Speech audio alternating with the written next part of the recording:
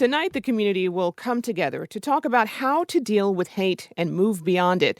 The forum is called Confronting Hate, Bigotry, and Ignorance. Panelists from across the country, all deeply impacted by hate, will be there to share their stories of moving their communities forward. The San Diego Union Tribune is partnering with the National Conflict Resolution Center, the Joan B. Kroc Institute for Peace and Justice, and University of San Diego to sponsor tonight's conversation. Joining me to talk about this event is publisher and editor-in-chief of the San Diego Union Tribune, Jeff Light. Jeff, welcome. Thank you for having me. Hate certainly touched this community when the Chabad of Poway shooting happened, but planning for this event was underway long before that tragedy. What inspired tonight's forum? Yeah, Steve Dinkin, who's the president of the National Conflict Resolution Center, and I had been talking just in the week before the shootings in Poway back in April about an initiative that he had begun in the faith communities of San Diego to begin taking on anti-Semitism, Islamophobia, and racism in our community. And then these terrible events happened just that very weekend. So Steve and I got back together and thought about, how can we reach out nationally to the other communities who have gone through what we're going through and share their insights about what can be done to combat the rise of hate in America. As you mentioned, from coast to coast, each person on tonight's panel has been directly impacted by hate. Can you tell me a little bit more about them and their experiences? Tonight there's 4 panelists and an opening speaker. The opening speaker is Yisrael Goldstein, the rabbi of the Chabad of Poway, who was wounded in that attack and has become a really charismatic spokesperson for battling hate.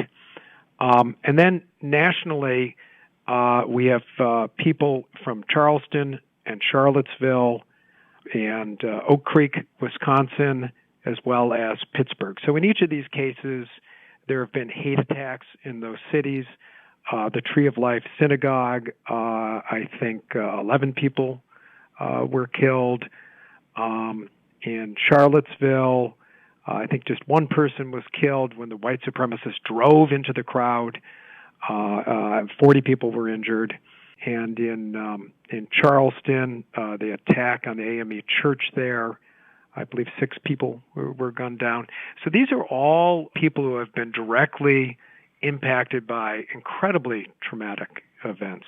So I've spent a little time with all of the guests, and they're remarkable people, and I'm really looking forward to hearing what they have to say and to see them together on one stage. And one of the topics of discussion that they'll be talking about tonight will be the path forward. What else do you see as a way forward for the San Diego community after the shooting in Poway?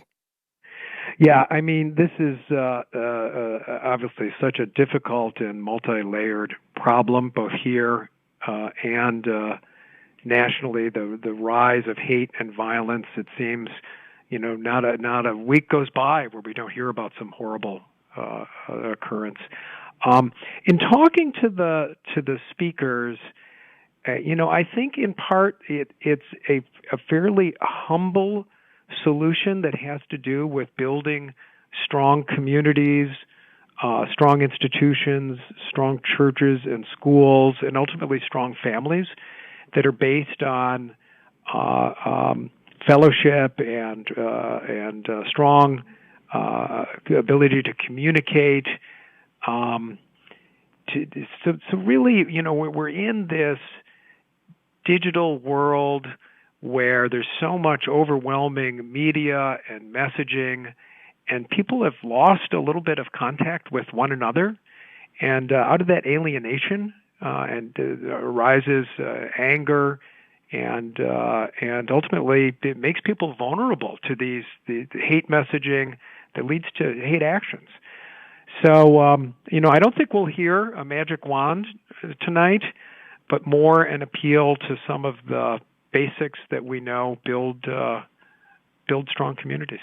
Speaking of that digital world, this morning YouTube announced it will remove videos that advocate for white supremacy, neo-Nazis, and other bigoted groups. What's your reaction to that decision?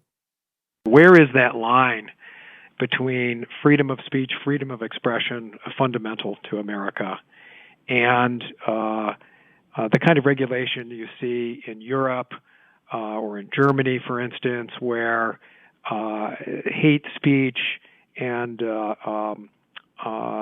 untrue statements on certain topics are criminalized, right? So I guess I don't really know where that line is. That's a great debate to be had.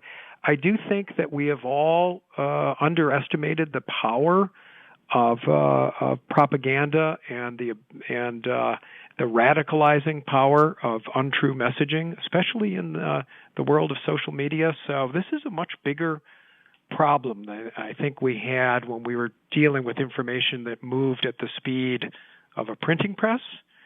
Today, with information moving at the speed of light, connecting everybody everywhere at all times, I do think it's changed the nature of the problem. It's really a big thing for us to grapple with as a society. What impact could a ban like that have on spreading messages and images of hate, you think? There's a lot to think about there. It could simply drive it further underground, right? Just because it's not on YouTube doesn't mean it's not on 4chan or 8chan, or deeper into the dark web where it's really hard to regulate things. On the other hand, I personally find myself a little bit sympathetic to this idea that hateful speech, propaganda, and lies are true dangers in our society, and we need to find a way to combat them. And what do you hope people will take away from tonight's forum?